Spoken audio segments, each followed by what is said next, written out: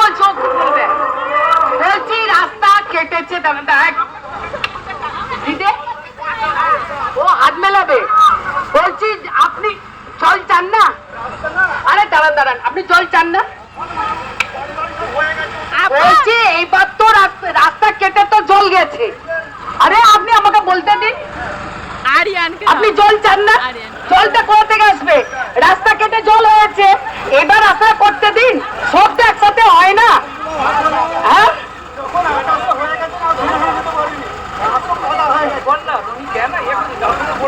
জল কেন বললে হবে না? মিছিমিছি কেন বলবে? মিছিমিছি